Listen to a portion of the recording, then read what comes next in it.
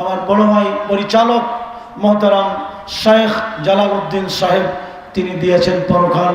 তার প্রতি শ্রদ্ধা রেখে, ভালোবাসা রেখে এই গভীর রাত্রিতে আমি পরকালের আলোচনা করব। আজকের বর্তমান বিশ্বের প্রেক্ষাপট যা, কিয়ামতের আলামত প্রায় সবকটা প্রকাশ পেয়ে গেছে, ঠিক না?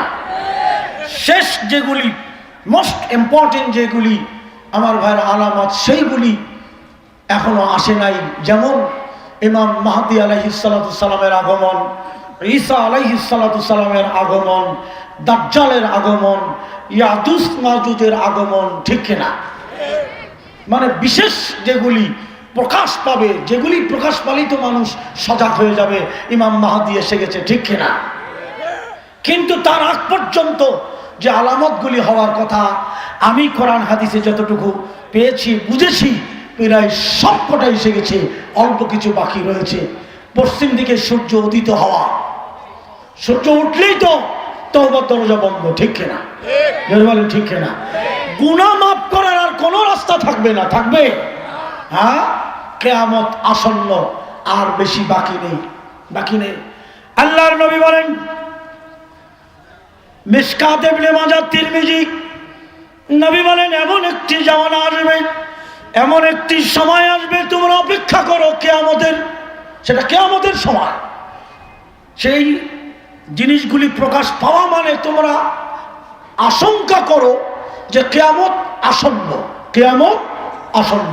তার চারটা রাসূল বলেছেন, তার একটি হলো, নবী বলেন এমন একটি জামানা আসবে, যেই জামানায় ঘরে ঘরে নর্তকী না যাবে, ঢোল তবলা বাজবে, ঘরে ঘরে বাজে না? নর্তকী নাচে না? কি বলেন? হ্যাঁ, আমার ভাইয়েরা জামালপুর থেকে মাহফিল করে যখন দিক পাইতে এসেছি, রাত্রি 3টা বাজে, মেইন রোডের পরে ঢাকা থেকে মহিলা শিল্পী যাত্রা গানের আমার ভাইয়েরা পালা গান, ভুল বললাম, পালা গান, অশ্লীল ড্যান্স দিচ্ছে। আমার ভাইয়েরা, সেখানে নিরাপত্তা আছে, তারা কিছুই বলে না, মদ গাঁজা আছে, নারী নর্তকী নাচাবে, মুসলমানেরা ঘরে ঘরে ঢোল তবলা। যেই মূর্তি পূজারীরা রাসূলকে কষ্ট দিয়েছে, নবীর শরীর থেকে রক্ত ঝরিয়েছে, সেই মূর্তি মুসলমানের শোকেজের মধ্যে, ঠিক না? যারা বলেন ঠিক না? শোকেজের মধ্যে বড় বড় মূর্তি, ঘরের মধ্যে মূর্তি, জোরে কোন আস্তাগফিরুল্লাহ। এই মূর্তি পূজারীরা আল্লাহর নবীকে তাইফের ময়দানে বেহুশ করে দিয়েছে, বৃষ্টির ফোঁটার মতো পাথর মেরে অজ্ঞান করে দিয়েছিল, ঠিক না? আল্লাহর নবী বলেন এমন একটি জামানা আসবে, এমন একটি সময় আসবে, মানুষের হাতের মুঠোর মধ্যে গোটা পৃথিবী থাকবে। নাই? কি এটা? কি কি নাই মোবাইলে? বলুন, কি পাবেন না মোবাইল? হাতের মুঠোর মধ্যে গোটা পৃথিবী। আস্তাগফিরুল্লাহ। ফেসবুকে কি নাই? কি দেখবেন ফেসবুকে? মুসলমানের চরিত্র আছে? হ্যাঁ, আল্লাহর নবী বলেন কিয়ামতের ময়দানে সবচেয়ে আল্লাহর নিকটে যাবে ওই ব্যক্তি যার চরিত্র হলো উত্তম, ঠিক না? যার চরিত্র নির্মল, নিষ্কলঙ্ক, এই চরিত্র বললে আল্লাহর কাছে যাবে, যারা বলেন সুবহানাল্লাহ। আল্লাহর নবী বলেন যারা দুটি জিনিসের হেফাজত করবে, আমি নবী তার জান্নাতের জামিন হব।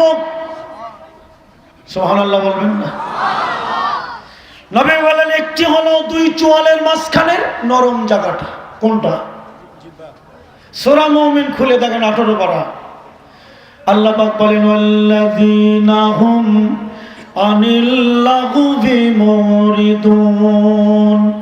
আল্লাহ পাক বলেন মুমিনের গুণাবলী আলোচনা করতে যে আল্লাহ এই আয়াতটা এখানে বলছেন যে যারা যারা তাদের জবানকে নির্লিপ্ত রাখে, হেফাজত করে, যারা বলেন সুবহানাল্লাহ।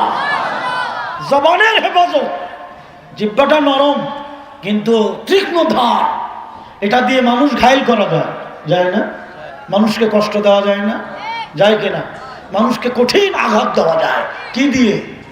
অথচ এটা নরম, এটা শক্ত না আমার ভাইরা, এটা দাবটি না, এমন একটা নরম জায়গা।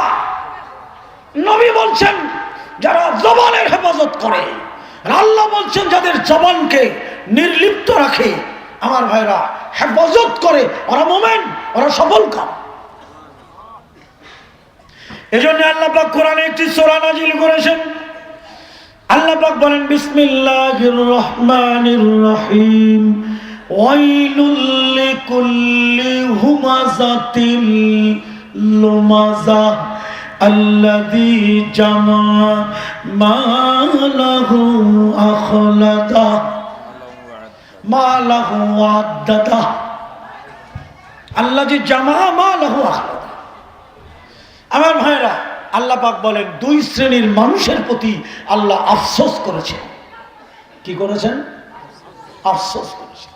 দুর্ভোগ তাদের যারা ওয়াইল দোজখে যাবে। কোন দোজখে? ওয়াইল। আমার ভাইরা, এই দুই শ্রেণীর মানুষ কারা জানবেন?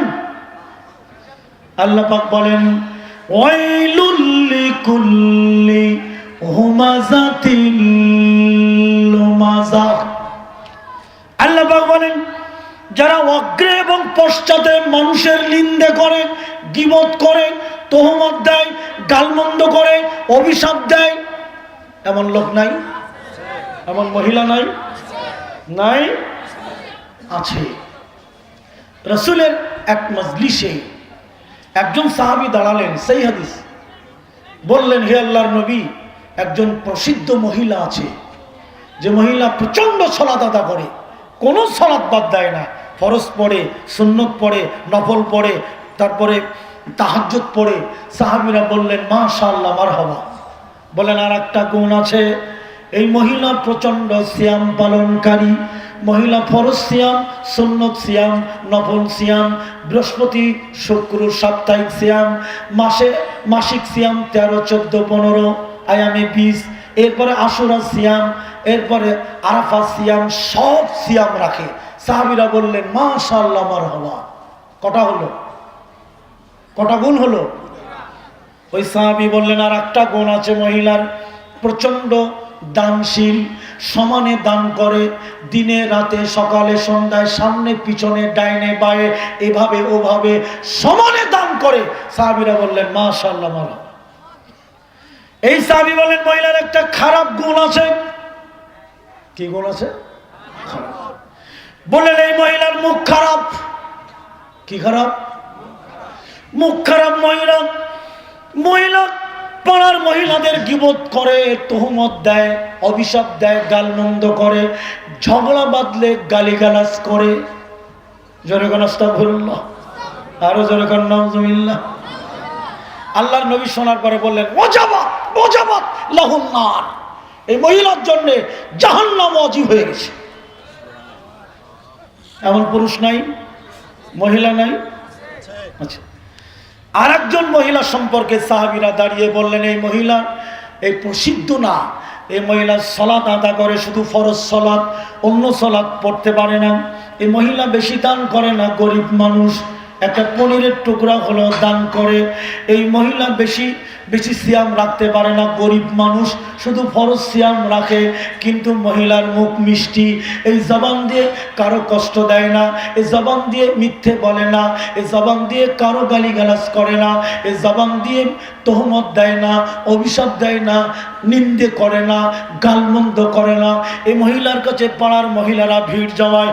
আল্লাহর নবী বলেন সাহাবীরা তোমরা সাক্ষী থাকো, এই মহিলার জন্য জান্নাত আল্লাহ ওয়াজিব করে দিয়েছে। জোরে জোরে বলেন সুবহানাল্লাহ, আল্লাহু আকবার। তার জবানের মূল্য কত? আমরা কি করছি? সমানে গীবত, ঠিক না? ভাইয়ের গীবত, বাপ মারও গীবত করি না আমরা? মা বাবারও গীবত করি। আমার বাবা এই করে, আমার এই করে, এই করে। মা গালমন্দ করে, ভালো কথা বলে না, বাইরে গীবত করি। জোরে করে আস্তাগফিরুল্লাহ। গীবত সুদের চেয়েও ভয়ঙ্কর। কিসের চেয়ে? যেই ব্যক্তি জেনে শুনে বুঝে 1 টাকা সুদ খাবে, 36 বার পরনারীর সাথে জেনা করার গুনাহ আমলনামায় যাবে। সুবহানাল্লাহ বলেন কেন? নাউজুবিল্লাহ কোন? আমি জিনার কথা কই কয় সুবহানাল্লাহ, কেমনি ওয়াজ করব কোন? আমার ভাইরা, সুদের চেয়েও ভয়ঙ্কর এই গীবত। আর পরকালে রোজ করবো, গীবত গাইলি তো পরকাল শেষ, ঠিক না? আমার ভাইরা, গীবতের কারণে আজকের সমাজ এত ধ্বংস হচ্ছে। আমরা যদি মানুষকে ভালো মনে করতাম, কাছে ডাকতাম, মানুষের সম্মান দিতাম, মানুষের ইজ্জত দিতাম, মানুষের পিছনে ভালো বলতাম, আমার ভাইরা, তাহলে এই সমাজ ধ্বংস হতো না। জোরে বলেন ঠিক কিনা? হ্যাঁ, গীবতের কারণে আজকের দুর্নীতি বাড়তেছে, অশান্তি বাড়তেছে, শত্রু বাড়তেছে। কি আমার বিরুদ্ধে এই কথা কইল, হ্যাঁ, ওকে আর ভালো বলবে কেউ? বলবে কেউ? আমার ভাইয়েরা শোনেন, আল্লাহর নবীর জবান দিয়ে বের হলো আবু বকর ফিল জান্নাতি, ওমর ফিল জান্নাতি। জোরে বলেন সুবহানাল্লাহ।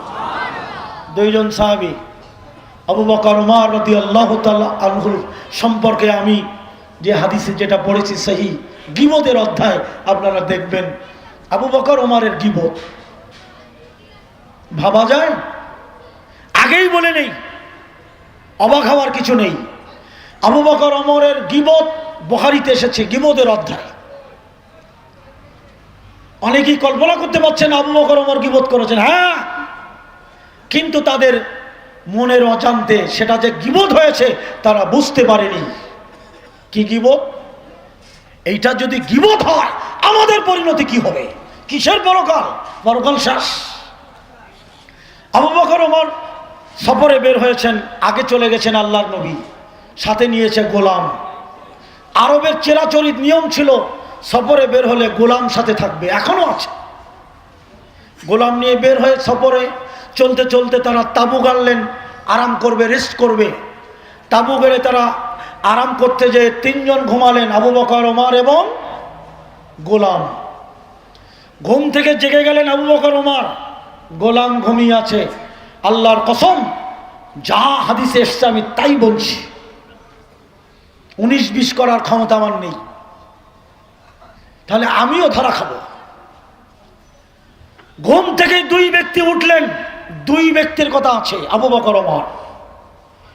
দুইজন আলোচনা করছে, দেখো গোলাম ঘুমিয়ে গেছে, গোলাম এখন ওঠে নাই, ওর দায়িত্ববোধই নাই, ও নাস্তা রেডি করবে, রুটি বানাবে, গোলাম ঘুমিয়ে আছে।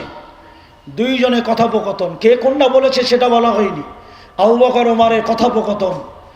একজন বলছে দুইজনের একজন, হ্যাঁ আমার মনে হচ্ছে যে গোলামের কোনো দায়িত্বই নাই, ও বাড়িতেই মনে হয় আরামে ঘুমাচ্ছে, বাড়িতে যেমন ঘুমায় ওরকম ঘুমাচ্ছে, দেখো ঘুমিয়ে আছে, ওর যে একটা দায়িত্ব আছে, রুটি বানাতে হবে, নাস্তা তৈরি করতে হবে, এটা ওর দায়িত্বই নেই। এই এতটুকু। গোলাম জেগে গেল, রুটি তৈরি করলেন, দুইজনকে খেতে দিলেন। দুইজন আলোচনা করছে, গোলাম তরকারি কই? গোলাম বললেন দেরি হয়ে গেছে, ঘুমিয়েছিলাম, তরকারি রেডি করতে পারিনি। আবু বকর ওমর দুইজন বংশে, গোলাম রসুলের তাঁবুতে যাও, একটু তরকারি আনো, আমাদের সালাম দাও। গোলাম চলে গেল নবীর তাঁবুতে, যে আবু বকর ওমরের সালাম দিলেন, বললেন আবু বকর ওমর সালাম দিয়েছেন। নবী উত্তর দিলেন, গোলাম বললেন হে আল্লাহর নবী, আবু বকর ওমর একটু তরকারি দিতে বলেছে, ঝোল দিতে বলেছে। আল্লাহর নবী বললেন, এ গোলাম, আবু বকর ওমর তরকারি খেয়েছে। গোলাম বললেন, আল্লাহর কসম তরকারি খাইনি, আমি তো তরকারি রান্না করিনি। তাহলে কেমন হলো কথাটা? নবী বললেন খেয়েছে, গোলাম বললেন খাইনি। আল্লাহর নবী বলেন, গোলাম, ওই সত্তার কসম যার হাতে আমার জীবন মরণ, আবু বকর ওমরের গালে মাংস লেগে আছে। গোলাম অবাক হয়ে গেল, ফিরে আসলেন। ওমর বললেন তাড়াতাড়ি আসো। এসে কয়, তরকারি নবী দেয় নাই, যাও নাই? গেছিলাম। তরকারির কথা বলো নাই? কই বলেছি। কি বলেছে? বলছে আল্লাহর নবী বলেছেন, ওরা, তুমি যে বলো ওরা তরকারি খেয়েছে।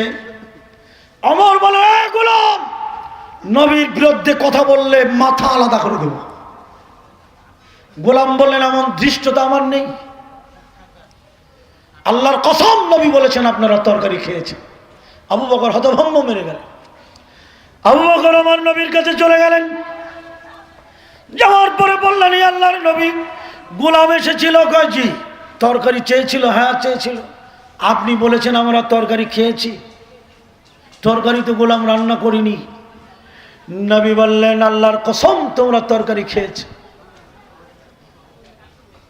আবু বকর থরথর করে কাঁপছেন। আবু বকর বলছেন, হ্যাঁ খেয়েছি। জোরে বলেন সুবহানাল্লাহ। এমনি সিদ্দিক হয়েছে আবু বকর। ওমর বলছে, তরকারি খাইনি, তুমি কেমনে খাইবা? আবু বকর বলছে, রাসূল বলেছেন খেয়েছি। জোরে কোন আলহামদুলিল্লাহ। আল্লাহর নবী বলেন, ওমর, তোমাদের গোলাম ঘুমিয়েছিল, আল্লাহ তাকে ঘুম পড়িয়ে রেখেছিল, তোমরা তার সমালোচনা করেছো। কথাটা বুঝাইতে পারলাম? বুঝতে পেরেছেন? এটা যদি গীবত হয় আমাদের উপায় কি হবে বলেন এবার। নবী বলেন, আবু বকর, গোলাম ঘুমিয়েছিল, ও কাজের ফাঁকি দেয়নি, আল্লাহ ওকে ঘুম পড়িয়েছিল, তোমরা জাগাতে পারতে, তা না জাগাইয়া তোমরা তার সমালোচনা করেছো, বলেছো ও বাড়িতেই ঘুমাচ্ছে, ওর কোনো দায়িত্ব নেই, দেখো দেখো ঘুমিয়ে আছে, মনে হচ্ছে সফরে আসেনি। এই কথাগুলি গীবত হয়েছে। আবু বকর উমর কেঁদে কেঁদে বলেন, হে আল্লাহর নবী, ক্ষমা করে দিন। নবী বলেন, আবু বকর উমর, গোলামের কাছে ক্ষমা চাও। আবু বকর উমর গোলামের কাছে ক্ষমা চাইল জান্নাতের আশায়। জোরে বলেন সুবহানাল্লাহ। আমাদের উপায় কি হবে বলেন? আমরা যে গীবত এমন ভাবে হচ্ছে সমাজে, গ্রামে গঞ্জে সমানে গীবত। জোরে কোন আস্তাগফিরুল্লাহ। এই জন্য আল্লাহর নবী বলেন, যারা দুটি জিনিসের হেফাজত করবে, নবী বলেন আমি নবী তার জান্নাতের জামিন হব।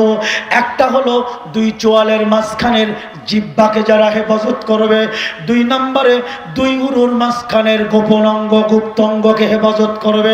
আজকের দেখেন সমাজে গ্রামে গঞ্জে জিনা ব্যভিচার বিস্তার লাভ করেছে। আমার ভাইরা, এত বিস্তার লাভ করেছে। জিনা এমনই ভয়ঙ্কর গুনাহ, আল্লাহ পাক বলেন, ওয়ালা তাকরাবুজ জিনা ইন্নাহু কানা ফাহিশা ওয়া সাআ সাবিলা। তোমরা জিনার ধারের কাছে যাইও না। আল্লাহ নিষেধ করেন, এটা নিকৃষ্টতম পথ, এটা জঘন্য রাস্তা। নবী বলেন, এই দুটি জিনিসের হেফাজত তোমরা করো। আমরা তা করতে পারি না। অতএব শুনুন, আমি যে কথাটি বলতেছিলাম, দুই শ্রেণীর মানুষের প্রতি আল্লাহ আফসোস করেছেন। তার একটি হলো যারা মানুষের সামনে গালমন্দ করে, অপদস্থ করে, অপমানিত করে, করে না? করে কিনা? অথচ আল্লাহ পাক কোরআনে মানুষের সম্মান দিয়েছে আল্লাহ, মানুষের ইজ্জত দিয়েছে আল্লাহ। কি করে সেই মানুষের সম্মান হানি করো, সেই মানুষকে কি করে তুমি বেইজ্জতি করো, সেই মানুষকে কি করে তুমি অপদস্থ করো, সেই মানুষকে কি করে তুমি তার গীবত করে তার আত্মমর্যাদা ধুলায় মানে মিশিয়ে দাও, ধুলায় দূষিত করে দাও। আমার ভাইরা, আল্লাহ পাক সূরা বনী ইসরাঈলে 15 পারার মধ্যে আল্লাহ পাক বলেন, ওয়ালাকাদ কাররামনা বনী আদম। আল্লাহ পাক বলেন, আদম জাতিকে আমি সম্মানিত করেছি, ইজ্জত দান করেছি। জোরে বলেন সুবহানাল্লাহ। যে আল্লাহ মানুষের সম্মান দিল, আর মানুষ কি করে তার অসম্মানী করে, বেইজ্জতি করে। যে আল্লাহ মানুষের ইজ্জত দিল, আর সেই মানুষের পিছনে গীবত করে তার মান সম্মান সব ধুলার সাথে মিশিয়ে দেন। সেই জন্য আল্লাহ পাক আফসোস করেন। প্রথম শ্রেণী হলো যারা মানুষের গীবত করে, মানুষের গালমন্দ করে, মানুষের অপদস্থ করে, মানুষের নিন্দে করে, মানুষের অভিশাপ দেয়। আমার ভাইরা জোরে কর নাউজুবিল্লাহ। দুই নম্বরে আল্লাহ পাক বলেন, আল্লাযী জামা মালাউ ওয়া আদ্দাদা। যারা মাল জমা করে আর গুনে গুনে রাখে, এরকম লোক নাই? জোরে বলেন নাই? যারা মাল জমা করে এবং গুনে গুনে রাখে, গরিব দুঃখী, আমার বার অসহায়, অন্নহীন, বস্ত্রহীন, আজকে তাদের প্রতি খেয়াল করে না। তার জ্বলন্ত প্রমাণ দেখেন রোহিঙ্গা। ঠিক কিনা? জোরে বলেন ঠিক কিনা? 12 লাখ মুসলমানদেরকে আমাদের এই সরকার জায়গা দিয়েছে। জোরে বলেন আলহামদুলিল্লাহ। আমরা ধন্যবাদ দেই যে একটা দেশের মধ্যে আজকে সবজির দাম এত কেন? হ্যাঁ দেখেন না, ট্রাক কি ট্রাক, হাজার হাজার ট্রাক সবজি রোহিঙ্গাদের মধ্যে যাচ্ছে না? আজকের কাঁচামরিচের দাম কমছে এই শীতের সময়ও। পালং শাক কত দেখেন না, আজকে সকালে 80 টাকা একটা ফুলকপি কিনেছি, একটু বড় সাইজের, 80 টাকা। সিম কিনেছি 80 টাকা কেজি, দানাওয়ালা সিম। আমি ভাই এত দাম কেন?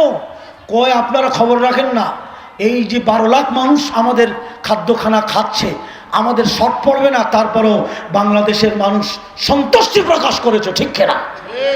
একটা মানুষ রোহিঙ্গাদের প্রতি অসন্তুষ্টি প্রকাশ করে নাই। বাংলাদেশের মানুষ এত ভালো, মাশাআল্লাহ, আলহামদুলিল্লাহ। যা হোক, আমি এই দিকে যাব না, পরকালের দিকে যাই। বন্ধুরা আমার, আমি লম্বা করব না, মূল আলোচনায় আমি চলে যাব। অতএব এই গীবত থেকে আমরা বাঁচি, তা না হলে পরকালে আমরা মুক্তি পাবো না। আমার আল্লাহ কোরআনে 21 পারা সূরা সিজদার মধ্যে বলেন, কুল ইয়াতাওয়াফাকুম মালাকুল মাউতিল্লাযী কিলা বিকুম সুম্মা ইলা রাব্বিকুম তুরজাউন।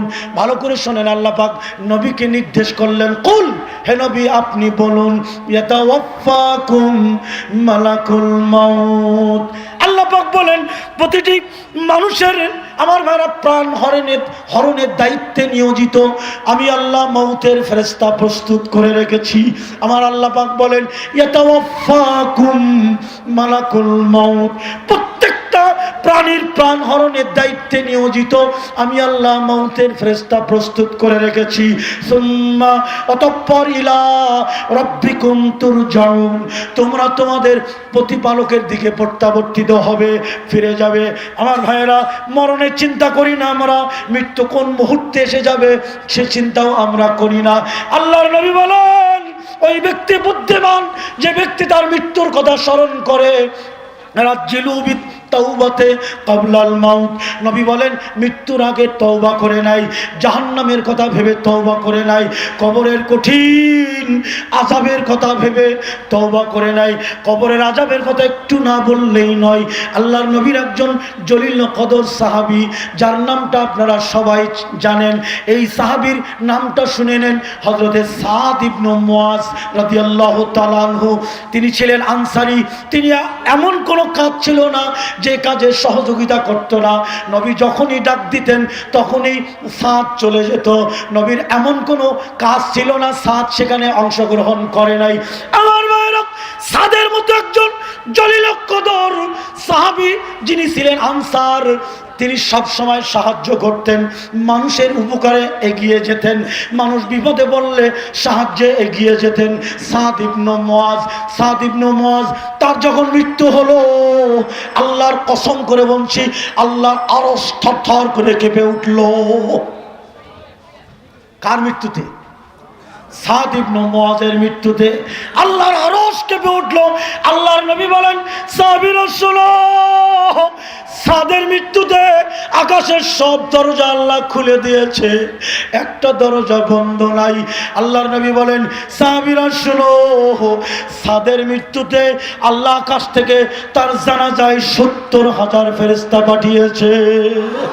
আল্লাহু আকবার। সহজ কথা এটা। সাদের জানাজার ইমামতি ইমামকে আল্লাহর নবী, জোরে কোন আলহামদুলিল্লাহ।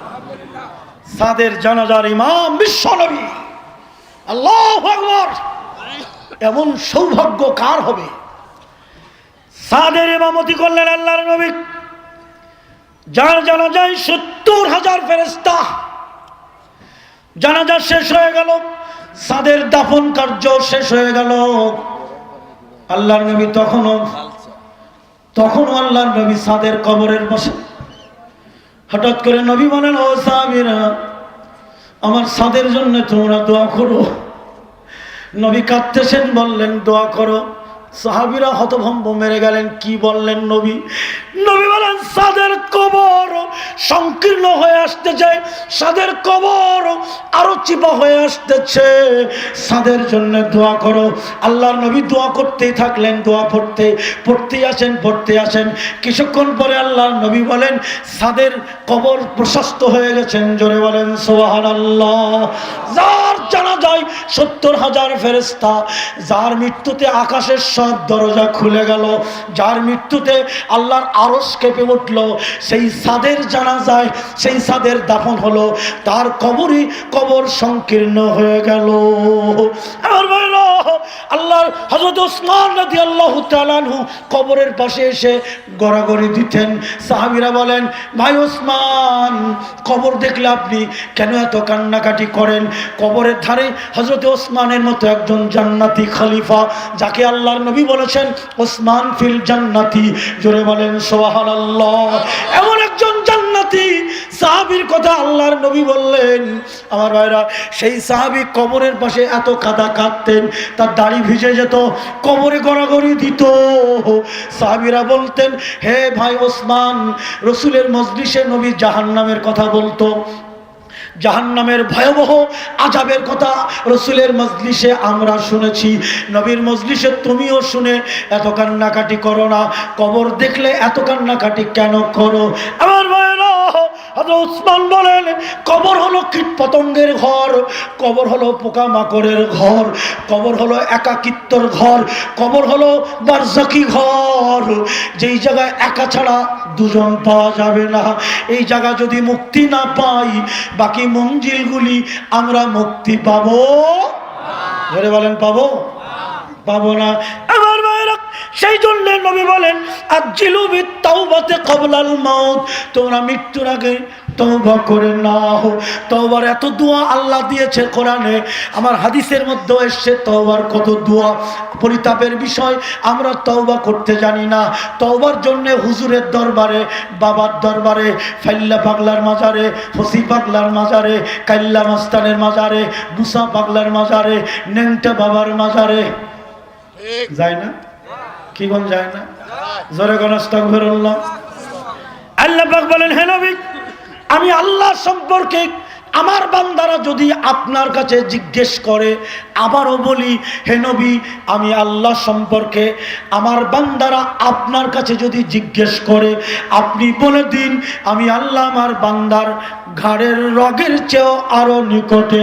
জোরে কোন সুবহানাল্লাহ। আমার ভাইরা, আর আল্লাহ এত কাছে থাকার পরও আল্লাহকে বলতে পারি না, চলে যাই ওই ন্যাংটা বাবার মাজারে, চলে যাই ওই গোলাপ শাহের মাজারে।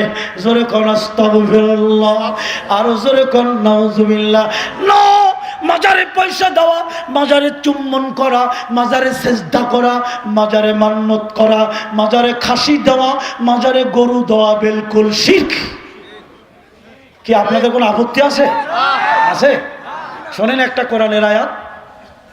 আল্লাহ পাক বলেন, আমি না, আল্লাহ বলেন, কি বলেন আল্লাহ পাক? আল্লাহ পাক বলেন, ওয়ালাকাদ উহিয়া ইলাইকা ওয়া ইলাল্লাযিনা মিন ক্বাবলিকা লাইন আশরাকতা লা ইয়াহবাতান্না আমালুকা ওয়া লা তাকুনান্না মিনাল খাসিরিন। Thank you. আপনাদের কষ্ট হচ্ছে নাকি? চলবে কিছু সময়? কত সময়? সারা রাত? না ভাই, আর চাপার জায়গা নেই, ঘাড়ের পরে বসাবো। দাঁড়ায় আছে নেকি পাচ্ছে বেশি, বসে যারা আছে তাদের ডবল নেকি পাচ্ছে যারা দাঁড়ায় আছে, ঠিক কিনা? আপনাদের কষ্ট হচ্ছে? আলহামদুলিল্লাহ। সকলেই বলেন আলহামদুলিল্লাহ, সুবহানাল্লাহ। সুবহানাল্লাহ তো আস্তে কইলেন, জোরে কইলে জিহ্বা খাটিয়ে যাবে নাকি? আল্লাহর নবী বলেন, সাহাবীরা, এমন তিনটা তাসবির কথা কি আমি তোমাদের বলবো না? ঠিক এইভাবে বলবো না?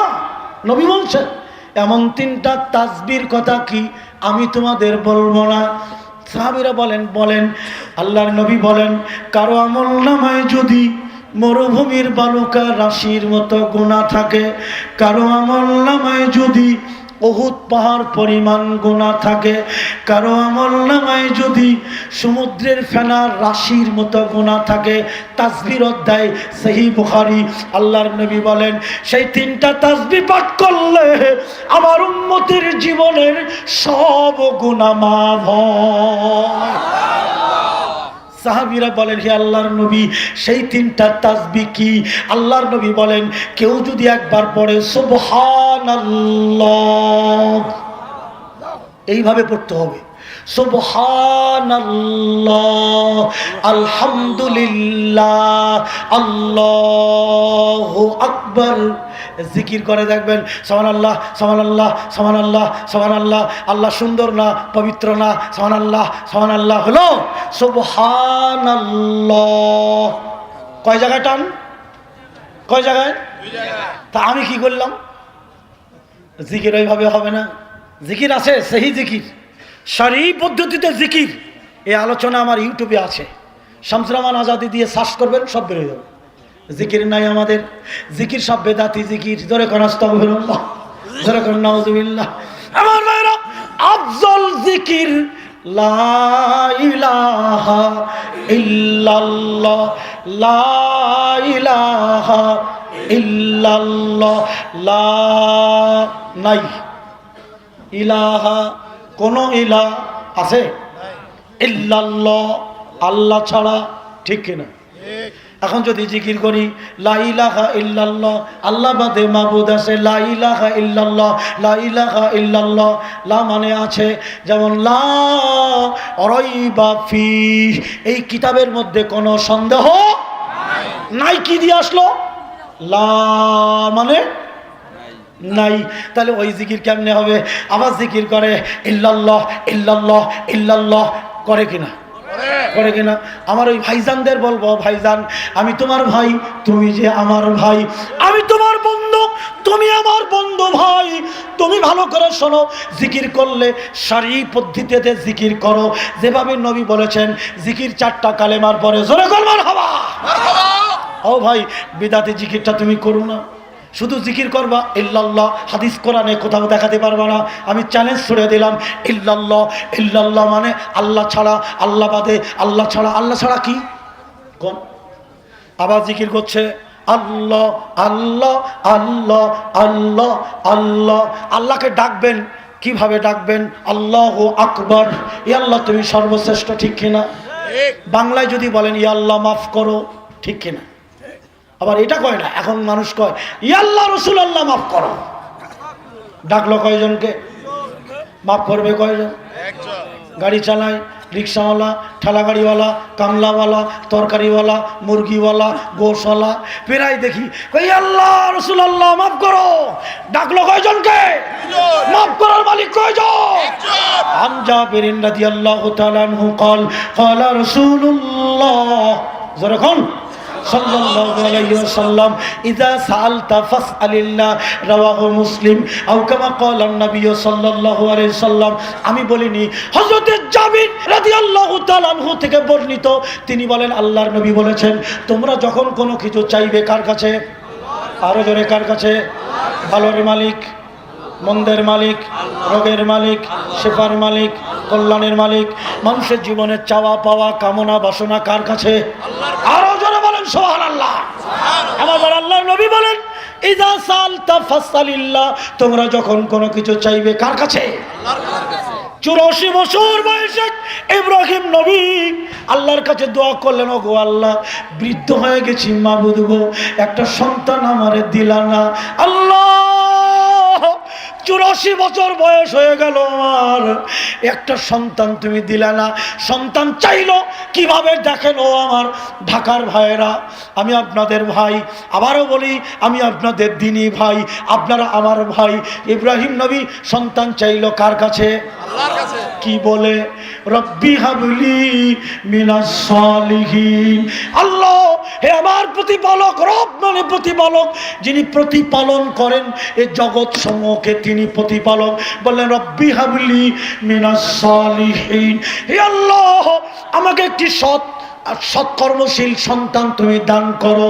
আল্লাহ তাকে একটি আনুগত্যশীল পুত্রের সংবাদ দিলেন, যার নাম রাখলেন ইসমাইল। জোরে বলেন ঠিক কিনা? আমরা সন্তানের জন্য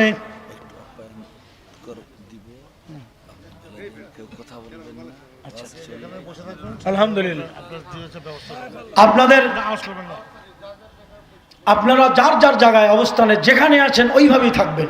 আপনাদের একটু মেহমানদারি করবে, আর ওয়াজও চলবে। চলবে? চলবে না ছেড়ে দেবো? আরে বাবা, আলহামদুলিল্লাহ। আমার ভাইরা, বন্ধুরা আমার, এটা পরে পরে প্রশ্নের উত্তরটা দেই।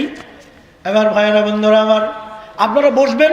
আমাদের ভলেন্টিয়াররা খুব সিনসিয়ার, খুব কেয়ারফুল, এবং দেখতে পাচ্ছেন আজকে সেরা প্রোগ্রাম এই ঢাকার মধ্যে আমাদের। জোরে কোন আলহামদুলিল্লাহ। আল্লাহ এই মাহফিলের আয়োজন যারা করেছে, জানমাল দিয়েছে, আল্লাহ বাইতুল মামুর মসজিদ কমিটি এবং এলাকাবাসী, আল্লাহ এর বিনিময় তুমি জান্নাতে একটা ঘর দিও। জোরে কোন আমিন। আজকের এই বিশাল প্রোগ্রাম যারা উপহার দিল তাদের ধন্যবাদ দিয়ে দোয়া করছে, আল্লাহ তুমি তাদের এর বিনিময় জান্নাতে এক টুকরা ঘর দিও। জোরে কোন আমিন। শুধু তাই, এ আল্লাহ আজকের মাহফিলে তোমার হাজার হাজার বান্দা দাঁড়ায় আওয়াজ শুনছে, কষ্ট মনে করে না। আল্লাহ বসে আছে ঘরে বসে, মায়ের আওয়াজ শোনে, দোকানদার আওয়াজ শোনে। আল্লাহ যারা আজকের এই মাহফিলে প্রধান অতিথি, বিশেষ অতিথি, আলেম ওলামা, পরিচালক, সভাপতি, মাবুদ গো আল্লাহ আমি একজন গুনাহগার বান্দা, তবুও ছোট্টবেলা 9 বছর বয়সে আল্লাহ তোমার কোরআনটা আমার সিনার মধ্যে নিয়েছি। আল্লাহ আমি একজন গুনাহগার, দোয়া করছি আল্লাহ আজকের এই মাহফিল আমার ডাইনে বায়ে সামনে পিছনে তোমার যত বান্দা বান্দি, আল্লাহ কিয়ামতের দিন যেদিন আমাদের আমল দিয়ে হয়তোবা জান্নাতে যেতে পারবো না, আল্লাহ ওই বিপদের দিনে এই মাহফিল আল্লাহ তুমি আমাদের নাজাতের দরিয়া করে দিও। জোরে কোন আমিন। আরো জোরে বলেন আমিন। এদের জন্য নামাজের দোয়া করেন। হ্যাঁ আলহামদুলিল্লাহ, আমি দোয়া করি এখানে যত ভাইরা আছে, কর্মচারী বৃন্দ আছে, আপনারা 5 ওয়াক্ত সালাত আদা করবেন। আল্লাহ তারা যেন 5 ওয়াক্ত সালাত জামাতে আদা করে তৌফিক দাও। জোরে বলেন আমিন। ইয়া আল্লাহ অশ্লীলতা বর্জন করতে পারে। জোরে বলেন আমিন। ইয়া আল্লাহ জঙ্গি মুক্ত বাংলাদেশ দাও। জোরে বলেন আমিন। আল্লাহ আমরা তোমার কাছে আহ্বান জানাচ্ছি, বাংলাদেশ আসলে একটা সোনার দেশ। আমার ভাইরা দেখেন বিভিন্ন রাষ্ট্রে, মুসলিম রাষ্ট্রে যুদ্ধ বেঁধে আসে না? আছে না? আমার ভাইয়েরা আফ্রিকায় দেখেন পানির হাহাকার পড়ে গেছে, কবরের মধ্যে তারা বসবাস করছে। বাংলাদেশের মতো সোনার দেশ বিশ্বের আর কোথাও পাবেন না। এদেশের মানুষ বিপদে পড়লে 10 জনে গিয়ে যায়, রোডে একটা অ্যাক্সিডেন্ট হলে দোকানদাররাও ঝাঁপায় যায়, যায় না? আমি দোয়া করছি আল্লাহ বাংলাদেশকে জঙ্গি মুক্ত করো। জোরে করো আমিন। আরো জোরে বলেন আমিন। জঙ্গি ভাইদেরকে দেশ সরকার একটা দারুণ সুযোগ দিয়েছে ভালো হওয়ার, ঠিক কিনা? তোমরা ফিরে আসো, এই সরকার তোমাদের 15 বছরের ঘোষণা দিয়েছে। জোরে বলেন আমিন। আরো জোরে বলেন আমিন। আলহামদুলিল্লাহ, জাযাকাল্লাহু খায়রান জাযা। আমার ভাইরা বন্ধুরা আমার, আমি আপনাদের জন্য দোয়া করছি। আর যে আলোচনাগুলি করতেছিলাম ওই আলোচনার মধ্যে আমি আবারও যাই, আপনারা বসে পড়ুন, সুন্দরভাবে আপনারা কোরআনের বক্তব্য শুনুন, হাদিসের বক্তব্যগুলি আপনারা শুনুন। আমার ভাইরা আমি যে কথাটি বলতেছিলাম আবার সেই দিকে আপনাদের নিয়ে যাই। কি বলতেছিলাম ভুলে গেলাম, কোন আলোচনায় গেছিলাম?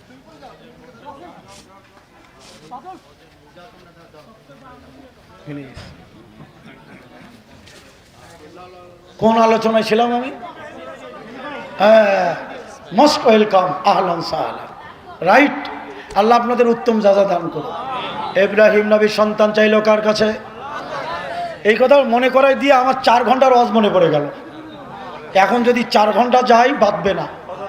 ইব্রাহিম নবী সন্তান চাইল কার কাছে? আরো জোরে কোন কার কাছে? আমরা চাই কার কাছে?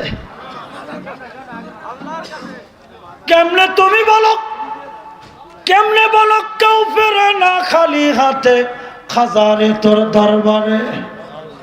আল্লাহর ধন খাজারে দিয়া আল্লাহ গেলেন আউট হইয়া।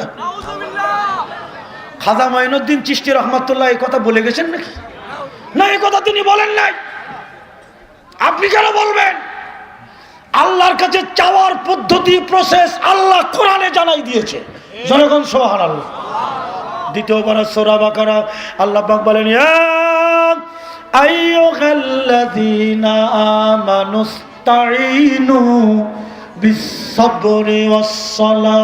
হে ঈমানদারগণেরা, হে বিশ্বাসীগণেরা, তোমরা সালাত এবং ধৈর্যের মাধ্যমে আমার কাছে সাহায্য চাও। জোরে জোরে কোন সুবহানাল্লাহ, আরো জোরে কোন আলহামদুলিল্লাহ। আমার ভাইরা, অতএব আল্লাহর কাছে চাইতে হবে। আমি কেমনে জিকির করি? ইল্লাল্লাহ ইল্লাল্লাহ। আবার জিকির করি আল্লাহ আল্লাহ। জিকির হবে 4টা কালেমার উপরে। কয় কালেমা? আমি বলি, আপনারা শোনেন।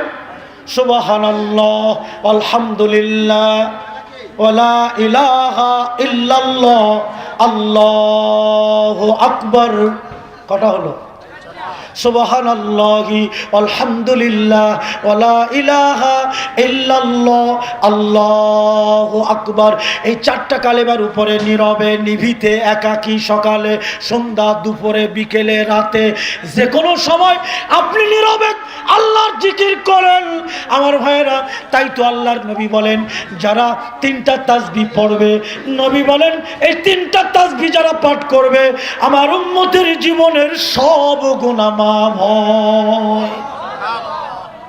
তার একটি হলো সুবহানাল্লাহ, আর একটি হলো আলহামদুলিল্লাহ, আর একটি হলো আল্লাহু আকবার। আমার ভাই তিনটা তাসবিহ আল্লাহ নবী বলেছেন। অতএব শুনুন আমার ভাই, আবার চলুন সেই পরকালের পরে মহব্বতের ভাইয়েরা, আমার বন্ধুরা আমার, পরকালের উপরে আমরা চলে যাই। আল্লাহ পাক কোরআনের মধ্যে বলেন, ওয়াজিআ ইয়াউমা ইযিম বিজাহান্নামা ইয়াউমা ইযি ইয়াতাযাক্কারুল ইনসানু ওয়া আন্না লাহু যিকরা। শুনুন, এবার পরকালে চলে গেলাম। আল্লাহ পাক বলেন ওয়াজিআ ইয়াউম, আল্লাহ পাক বলেন ওয়াজিআ ইয়াউম, সেদিন আল্লাহ পাক, সেদিন মানে পরকাল, বিজাহান্নামা। আপনারা কেউ কথা বলবেন না, শুধু ভলেন্টিয়ার ছাড়া আপনারা একটা কথা বলবেন না। সুন্দর একটা পরিবেশ। আল্লাহ পাক বলেন, আল্লাহ পাক বলেন আমি আল্লাহ যেদিন জাহান্নাম টেনে তুলব, জাহান্নাম টেনে তুলবেন আল্লাহ। আল্লাহ পাক বলেন বিজাহান্নাম ইয়াউমা ইযি ইয়াতাযাক্কারুল ইনসান ওয়া আন্না লাহু যিকরা। যেদিন মানুষ জাহান্নাম দেখবে কিয়ামতের ময়দানে, আল্লাহর কসম, কোরআনের দলিল, আল্লাহ জাহান্নাম টেনে তুলবেন, মানুষ জাহান্নাম দেখবে, দেখার পরে মানুষের উপলব্ধি হবে। কি হবে? উপলব্ধি। বুঝেন তো? হায় হায় কি করলাম! জাহান্নাম কত ভয়ঙ্কর শোনেন, জাহান্নাম কত ভয়ঙ্কর। জাহান্নাম নাই? নাই? অনেকেই মনে করে জাহান্নাম আছে না নাই আল্লাহ জানে, মৌলবীরা ভয় দেখায়, এরকম মনে হয়। হ্যাঁ, আল্লাহ কোরআনের মধ্যে বলেন লা তারাবুন্নাল জাহিম, অবশ্যই তোমরা জাহান্নাম দেখবে। কে বলেন? আল্লাহ পাক বলেন সুম্মা লা তারাবুন্নাহা আইনাল ইয়াকিন। আল্লাহ পাক বলেন সুম্মা, তৎপর আবারও বলি, তোমরা তো ওটা দেখবে চাক্ষুষ প্রত্যয়, সরাসরি এই চোখে জাহান্নাম দেখবে। শোনেন, কথা বললে তো ওয়াজ করা যাবে না, এত মানুষের এগুলি দিতে তো ফজর হয়ে যাবে। আরো ভলেন্টিয়ার নাই? আপনারা যারা দিচ্ছেন কথা বলবেন, ইশারায় কাজ করেন। আর এইভাবে দিতে দিতে তো বহু সময় লাগবে। ভলেন্টিয়ার আরো দরকার, আরো দরকার। আলহামদুলিল্লাহ দেন, আলহামদুলিল্লাহ, শুকরিয়া, মাশাআল্লাহ, আলহামদুলিল্লাহ। যে কথাটি বলতেছিলাম শুনুন, জাহান্নাম আল্লাহ পাক বলেন, আল্লাহ পাক বলেন অতঃপর তোমরা, আমি আবারও বলি, আল্লাহ বলছেন অতঃপর আমি আল্লাহ আবারও বলি, তোমরা ওটা দেখবে চাক্ষুষ প্রত্যয়ে। আজকে দেখেন পৃথিবীর আটলান্টিক মহাসাগর, প্রশান্ত সাগরের মাছ অটোমেটিক ডাঙায় উঠে আসছে। দেখেন নাই ফেসবুকে? জাল ফেলা লাগে না, বড়শি ফেলা লাগে না, সাগরের মাছ, বিশাল বিশাল সাগরের মাছ অটোমেটিক ডাঙায় উঠতেছে। অবাক কাণ্ড। আমার ছেলে দেখালো, আব্বাই দেখো মাছ লাফ দিয়ে, বড় বড় মাছ। আমি দেখলাম আধা মন, 30 কেজি, 1 মনের মাছ সব লাফ দিয়ে উপরে উঠতেছে। হাজার হাজার মাছ। বিজ্ঞানীরা আণুবীক্ষণ যন্ত্র ফিট করলো ওই জায়গায়। ফিট করে কি দেখেছে তা কি আপনারা জানেন? তারা দেখেছে, কি দেখেছে জানেন? তারা দেখেছে সাগরের তলদেশ আগুন হয়ে যাচ্ছে, সাগরের তলা ফেটে আগুন বের হচ্ছে, যে আগুনের রং হলো কালো। জোরে কোন ইন্নালিল্লাহ। হলো আমার ভাইরা, বন্ধুরা আমার, আল্লাহ পাক কোরআনের মধ্যে কি বলছেন? বিসমিল্লাহির রহমানির রহিম। ইযাস সামাউ ফাতারাত। আল্লাহ পাক বলেন যেদিন আকাশ বিদীর্ণ করা হবে, যেদিন আকাশ চূর্ণ বিচূর্ণ করা হবে, কোরআনের দলিল, আকাশ শুধু এইটা না, 7 স্তরে সাজানো আকাশ। জোরে কোন সুবহানাল্লাহ, আরো জোরে কোন আলহামদুলিল্লাহ। এই আকাশের নিচে বিজ্ঞানীদের দৌড়, বিজ্ঞানীদের যাতায়াত। কোথায়? আকাশের নিচে।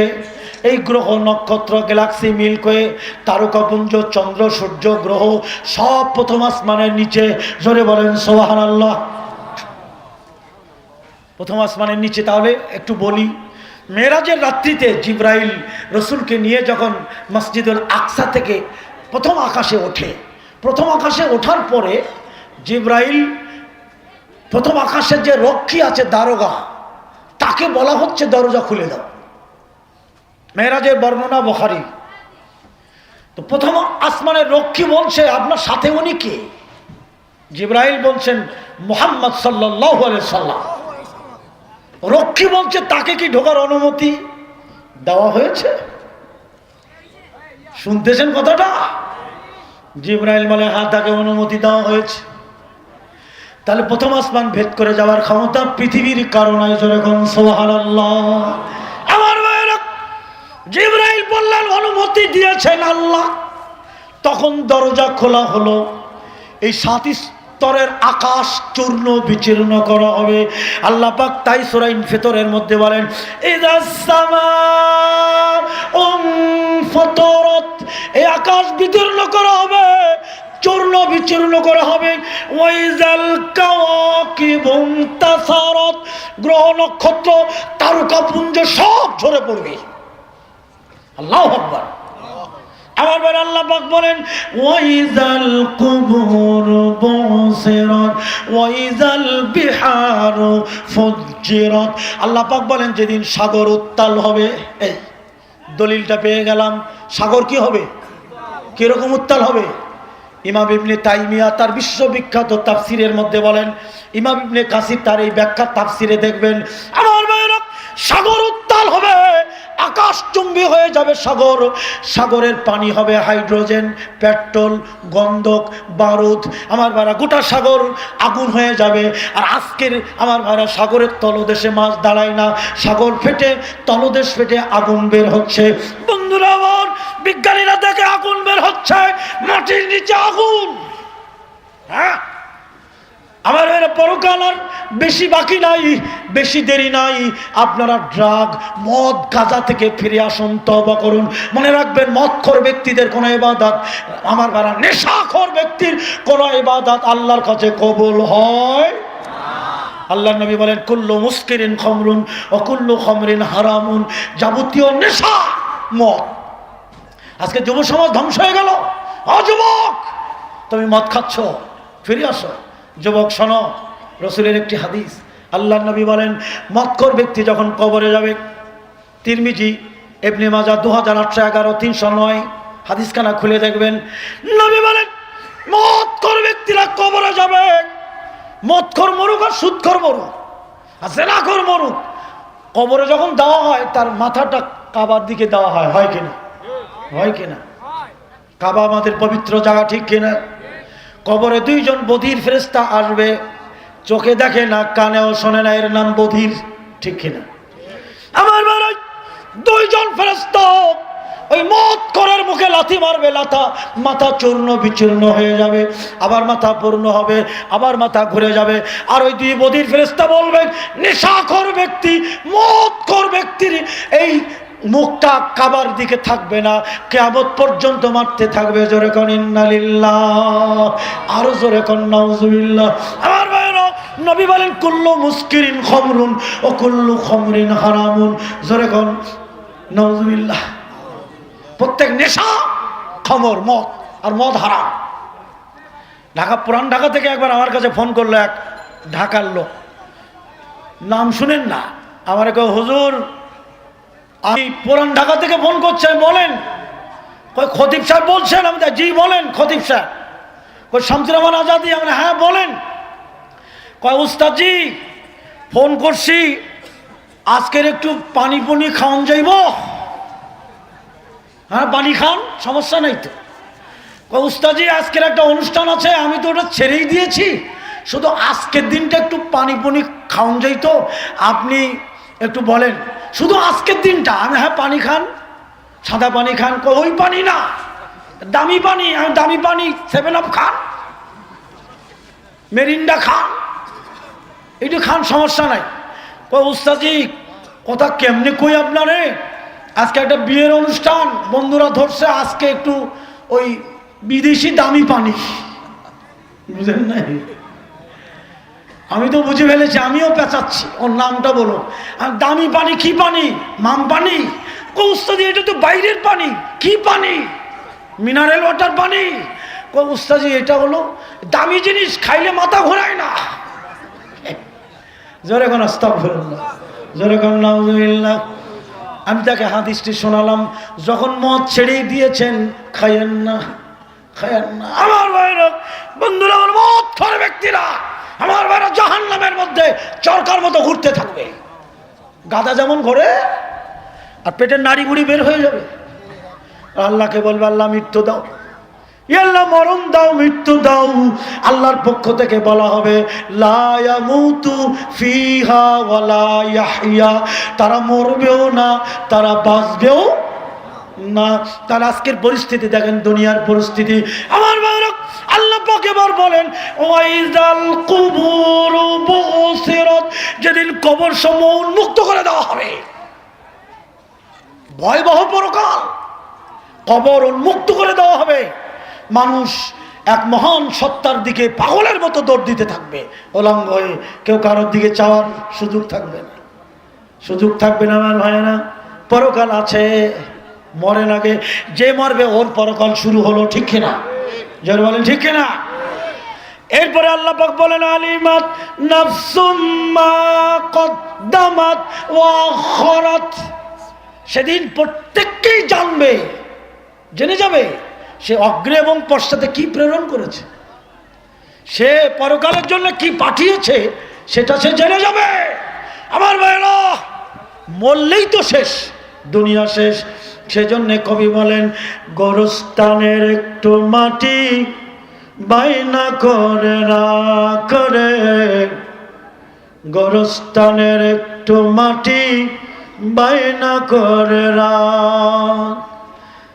কোন সময় তোর আসতে পারে মৌতেরি না করে, গোরস্থানের একটু মাটি বাইনা করে রাখ। কোন মুহূর্তে মৃত্যু হয়ে যাবে আমার ভাইরা, আর সেই মৃত্যু থেকে ফিরে আসতে পারবো না। বন্ধুরা, আমার আল্লাহর নবী, আখিরি জামানার নবী বলেন, ক্বালা ইন্নাদ দুনিয়া হুলওয়াতুন খাদিরাতুন ওয়া ইন্নাল্লাহা মুস্তাখলিফুকুম ফিহা ফায়ানজুরু কাইফা তা'লামুন। আল্লাহর নবী বলেন, দুনিয়ার মধ্যে আছে আকর্ষণ, মিষ্টতা, প্রেম, প্রীতি, ভালোবাসা, নাই? নাই। আল্লাহ এই দুনিয়াতে আল্লাহ আমাদের প্রতিনিধি করে পাঠিয়েছেন, ঠিক কিনা? আমাদের একটা নাম আছে খলিফা, ঠিক কিনা? খলিফা মানে প্রতিনিধি। কার প্রতিনিধি আমরা? আল্লাহ পাক বলেন, কেন প্রতিনিধি করলেন আমাদেরকে? ফায়ানজুরু কাইফা তা'লামুন, আল্লাহ দেখবেন আমরা ভালোটা করছি না মন্দটা করছি, ঠিক কিনা? আল্লাহ দেখবেন আমরা ভালোর পথে না মন্দের পথে, কল্যাণের পথে না অকল্যাণের পথে। আমার ভাইরা, আল্লাহ পাক বলেন, ফাত্তাকুদ দুনিয়া ওয়াত্তাকুন নিসা, দুটি ফিতনায় তোমরা পড়ো না, দুটি ফিতনা থেকে তোমরা বাঁচো। একটা হলো দুনিয়া, ঠিক না? একটা দুনিয়া। দেখেন, আমি আপনাদের একটা হাদিসের গল্প শোনাই। এক ব্যক্তি তার স্ত্রী, তার সন্তান, তার পরিবার পরিজন নিয়ে গাড়িতে উঠে সফরে রওনা দিয়েছে। ভালো করে শুনেন, হাদিসের গল্প, এটা বানানো না। আমার ভাইরা, এই ব্যক্তি দূর সফরে কিন্তু পুরান ঢাকার লোকেরা বেশি সফরে যায়। আমার ভাইরা কক্সবাজার যায়, কুয়াকাটায় যায়, রাঙামাটি যায়, সিলেটে যায়, আমার ভাইরা কাতারে, আবুধাবিতে যায়, আগ্রায় যায়, কত জায়গায় যায়। সফরে যাওয়া খারাপ না, খারাপও বলছি না। স্ত্রী কন্যা নিয়ে এক ব্যক্তি সফরে বের হয়েছে। প্রতিমধ্যে হঠাৎ করে এক ব্যক্তির আওয়াজ, দাঁড়ালো। তো গাড়ির থেকে নেমে গেল। পোলাপান বলছে, আব্বু দেখো তো কে নেমে গেছে। বাপ বলছে, কে তুমি? কয়, আমি প্রভাব, আমি প্রতিপত্তি, আমি ক্ষমতা, আমি শক্তি। তোমরা যে সফরে বের হয়েছ, আমাকে উঠাই নাও। আমাকে তুলে নাও। তো ছেলেমেয়েরা বলছে হ্যাঁ বাবা, সফরে যদি প্রভাব না থাকে, প্রতিপত্তি না থাকে, ক্ষমতা না থাকে, কোনো লাভ নাই, ওই ক্ষমতা গাড়িতে তুলে নাও। ক্ষমতা গাড়িতে তুলে নিয়েছে। ভালো করে বোঝেন, গাড়ি চালাচ্ছে পিতা। আরও কিছু দূর যাওয়ার পরে আবার এক ব্যক্তি বললেন দাঁড়াও। গাড়ি থামালো, নামলো, নেমে কয় তুমি কে? কয় আমি প্রবৃত্তি, আমি কামনা, আমি বাসনা, আমি আনন্দ, আমি ফুর্তি। তোমরা যে যাচ্ছ, তোমরা এই কামনা বাসনা গাড়ি আমাকে সাথে নাও। ছেলেমেয়েরা হ্যাঁ বাবা, এই কামনা বাসনা আনন্দ ফুর্তি না থাকলে তো সফর হয় না, তুলে নাও। ওকেও গাড়িতে তুলে নিয়েছে। আবার রওনা দিয়েছে। হঠাৎ করে আবার এক ব্যক্তি বললেন দাঁড়াও। কয় আমি সম্পদ, কয় আমার একটু তুলে নাও। আমি অর্থ, অর্থ ছাড়া কোনো কাম হবে না, কোনো রাস্তা হবে, আমার তুলে নাও। ছেলেমেয়েরা কয় বাবা অর্থ না থাকলে তো কোনো কাম হবে না, অর্থ তুলে নাও, ওটার দরকার আছে। অর্থ নিল। তাহলে গাড়ির মধ্যে কি আছে? প্রভাব আছে, প্রতিপত্তি আছে, ক্ষমতা আছে, আছে কিনা? তারপরে কি আছে? কামনা বাসনা প্রবৃত্তি আছে। এরপরে কি আছে? অর্থ। তাহলে সবই হলো। গাড়ি রওনা দিয়ে ওরা আনন্দ করছে। হঠাৎ করে আরেক ব্যক্তি বলে দাঁড়াও। এই আওয়াজটা বড় কঠিন, ভয়ঙ্কর আওয়াজ। দাঁড়ালো। আমার ভাইয়েরা দাঁড়ানোর পরে বলছে ভাই তুমি কে? কয় আমি ইসলাম, আমি শরীয়ত, আমি দিন। তোমরা যে সফরে যাচ্ছ, ইসলাম ছাড়া তোমরা চলতে পারবে না, শরীয়ত ছাড়া চলতে পারবে না, দিন ছাড়া চলতে পারবে না, ধর্ম ছাড়া চলতে পারবে না, আমার তুলে নাও। তোমার কাছে যে অর্থ আছে, প্রবৃত্তি আছে, ক্ষমতা আছে, হ্যাঁ এগুলি কিভাবে পরিচালনা করবা? এর জন্য শরীয়ত লাগবে, দিন লাগবে, ধর্ম লাগবে, ইসলাম লাগবে। ঠিক না? যারা বলে ঠিক না, তা আমার তুলে নাও। আমি ইসলাম, আমি ধর্ম। ছেলেমেয়েরা কয় বাবা এইটা এখন যদি নাও তো আনন্দ ফুর্তি করবো কেমনে? ইসলাম যদি সাথে নাও, কত নিষেধ আদেশ চলবে আমাদের পরে। বাবা এই যে অর্থবিত্ত, কামনা বাসনা, প্রভাব, প্রতিপত্তি, ক্ষমতা সব আছে, এগুলি সাথে যদি দিন নাও, ইসলাম নাও, তাহলে তো নানান ফতোয়া দিয়ে আমাদের একেবারে নিরামিষ করে ফেলানো। আমি রাজশাহী যাচ্ছি, গাড়ির মধ্যে ড্রাইভার বেশ ভালো, গাড়ির গান বন্ধ করে দিয়েছে। গাড়ির মধ্যে লোকজন বলছে নিরামিষ গাড়ি, গান দেয় না, গাড়িরে নিরামিষ বানাই দিল। তো সফরে বলছে বাবা ইসলাম সাথে নিলে তো এই অর্থবিত্ত, কামনা বাসনা, প্রভাব, প্রতিপত্তি কেমনি পরিচালনা করো? ইসলাম নিও না, ওটা থাক। বাবাই কয় হ আমিও তাই চাই। ইসলাম রে বোঝাইলো ভাই সফরে যাচ্ছি, একটু আনন্দ ফুর্তি করে আসি। আমার গাড়িতে সব আছে, আমার ছেলে আছে, মেয়ে আছে, আমার স্ত্রী আছে, প্রভাব আছে, প্রতিপত্তি আছে, ক্ষমতা আছে, অর্থ আছে, কামনাও আছে, বাসনাও আছে, সব আছে। আমরা ফিরে আসি, তারপর ইসলাম ধর্ম টর্ম দেখবো। আমার ভাইরা ও প্রতিমধ্যে ইসলামকে ফেলে রেখে আবার গাড়ি রওনা দিয়েছে। কিছু দূর যাওয়ার পরে ভয়ঙ্কর এক আওয়াজ, ভয়ঙ্কর আওয়াজ, ইয়াতাওয়াফাকুম মালাকুল মাউত। আমার ভাইরা মউতের ফেরেশতা হাজির। দাও কেঁপে উঠেছে, নামছে কে তুমি? সামনে আসো। সামনে আসে না, কে তুমি? কি আমারে দাঁড়াইতে কইলা? মউতের ফেরেশতা সামনে আসলো, কয় দাঁড়াও, তোমার আজকের এই সফর এখানেই শেষ। কয় তুমি কে? কোনো লাভ নাই, আমার ক্ষমতা আছে, আমার প্রভাব আছে, আমার অর্থ আছে, সব আছে, তোমাকে ভ্যানিশ করে দিব। কয় না, তা পারবে না। আমি কে পরিচয় আমি পরে দেই। তোমার এই সফর এই জায়গায় শেষ হবে। তোমাকে এমন একটা জায়গায় যেতে হবে যে জায়গা তোমার অচেনা, অজানা, যে জায়গা তুমি চেনো না। আমার বাইরে বন্ধুরা আমার, সেই জায়গা একবার জকি জগৎ, জগতের ঠিকানা আজও জানো না। এমন একটা জায়গায় তুমি যাবে, একাকি তুমি চলতে পারবে না। একটা জিনিস তোমার দরকার ছিল, ওই দেশে যেতে গেলে, ওই জগতে যেতে গেলে শরীয়ত লাগবে, ইসলাম লাগবে, ঠিক না? কিন্তু সেটা তোমার কাছে নাই। কয় তুমি কে? কয় আমি মউতের ফেরেশতা। কয় বলো কি? এক পা নড়া যাবে না। আল্লাহ পাক কোরআনের মধ্যে বলেন আইনামা তাকুনু ইউদরিকুমুল মাউতু ওয়ালাউ কুনতুম ফি বুরুজিম মুশাইয়াদা। আল্লাহ পাক বলেন আমার ভাইরা, তুমি যে মৃত্যু থেকে পালিয়ে বেড়াও, তুমি তোমার এই মৃত্যু তোমার দেখা করার দরকার নেই। আল্লাহ পাক বলেন মৃত্যু তোমাকে দেখা দেবেই, মৃত্যুর সাক্ষাৎ তুমি পাবে। তুমি যদিও শুধুও দুর্গের মধ্যে অবস্থান করো, সেখানেই মৃত্যু তোমার সাথে দেখা দেবেই। জোরে বলেন ঠিক কিনা? আমার ভাইরা মৌতের কথা চিন্তা করেন, কয়দিনের দুনিয়া, কয়দিনের আমরা বাঁচবো। কবি বলেন ইয়ে হাম সব মুসাফির হ্যায় ওহি আখের ঠিকানা, কোই আগে রওয়ানা হয় কোই পিছে রওয়ানা। আমরা তো মুসাফির, ঠিক কিনা? আজ আছি কাল নাই। একবার কি পরকালে চিন্তা করেছেন? কবরে চিন্তা করেছেন? বন্ধুরা আমার, ওই ব্যক্তি বলবে ভাই একটুখানি দাঁড়াও, ইসলাম ওই যে পিছনে রেখে এসেছিলাম ওটা আমি নিয়ে আসি। কয় না, আর আসার দরকার নাই, চলো তোমার সাথে আর কেউ নাই। কয় না, আমার স্ত্রী আছে, সন্তান আছে। কয় তাকিয়ে দেখো, ওই যে চলে যাচ্ছে।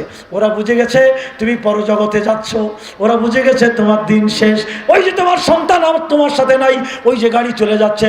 তাকিয়ে দেখে বিবি বাচ্চা আপনজন বাবাকে ফেলে ওরা চলে যাচ্ছে। মৌতের ফেরেশতা বলেন তোমার সাথে কেউ নাই।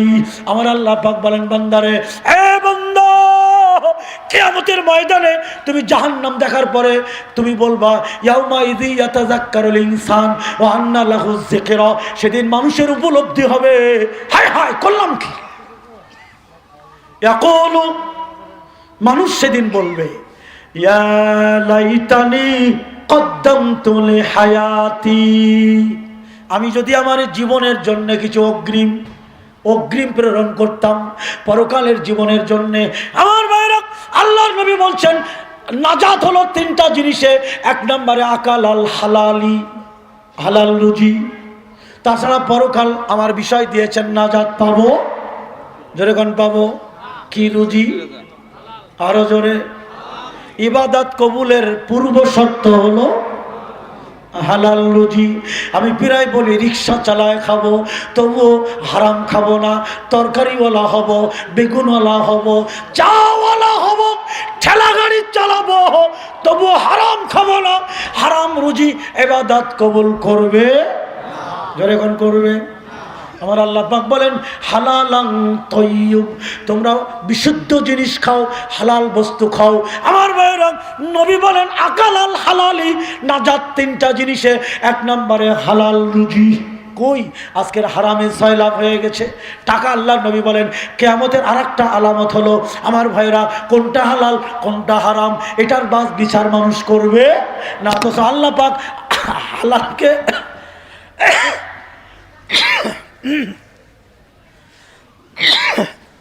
হালালকে আল্লাহ স্পষ্ট করেছেন, ঠিক কিনা?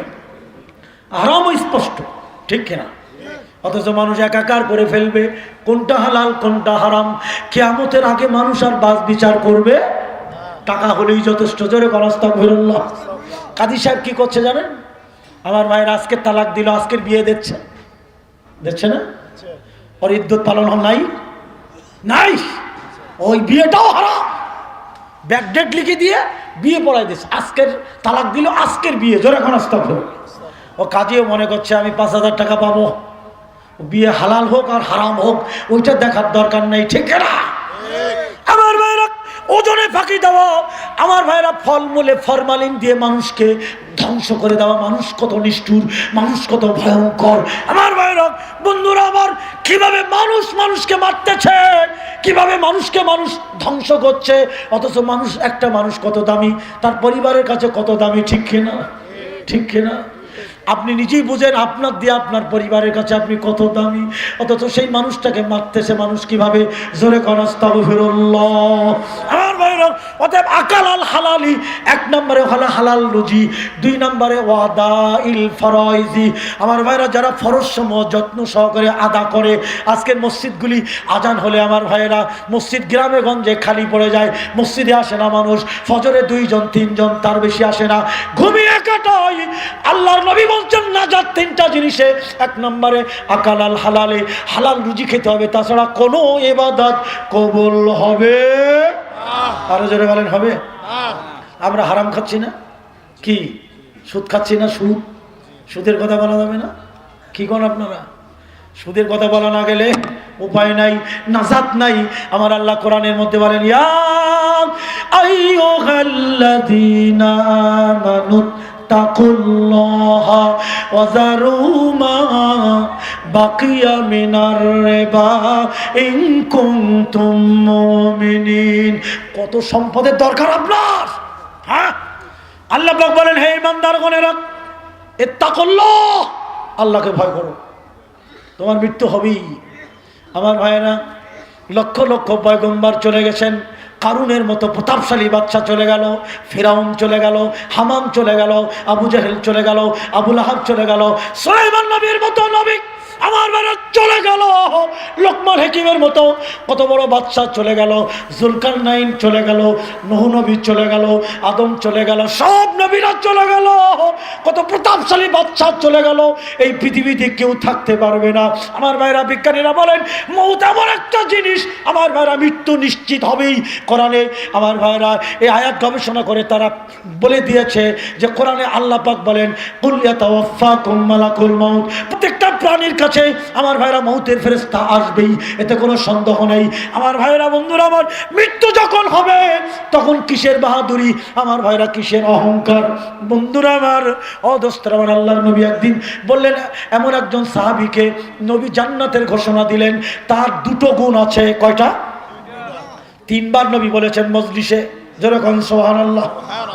ওই সাহাবী ছিলেন বাইরে, ওই ব্যক্তি ছিলেন বাইরে, মজলিসে ছিল না। নবী বলেন, ওই ব্যক্তি জান্নাতি, আল্লাহর কসম যার হাতে আমার জীবন এবং মরণ, তোমরা সাক্ষী থাকো, ওই ব্যক্তি জান্নাতি, ওই ব্যক্তি জান্নাতি। সাহাবীরা নিজের দিকে তাকাতাকি করে।